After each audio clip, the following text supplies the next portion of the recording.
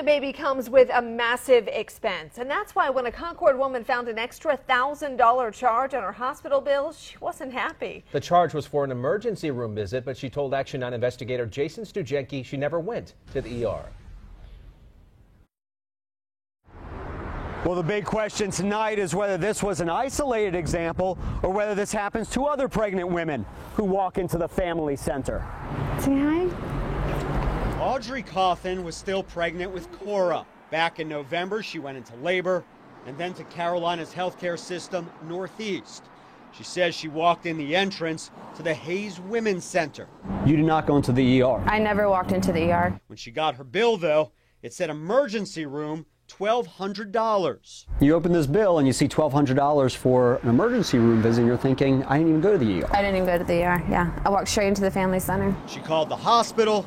Says a rep told her. She said if you come in without a scheduled appointment, you're put in the triage room.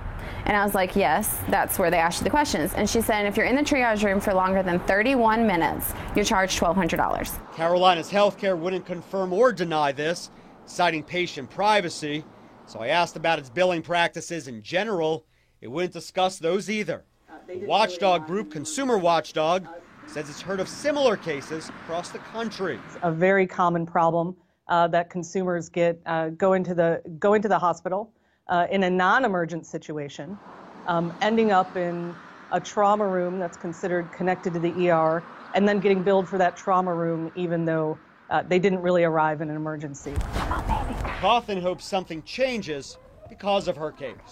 Now, obviously, in the heat of the moment, you're not going to ask the hospital how it bills for the room you're in, but later on, when you do get your bill, make sure you check it closely. You can challenge any charge on there that doesn't make sense. We did that for Cawthon, and she says she got that $1,200 erased. In Concord, Jason Stujenki, Channel 9 Eyewitness News.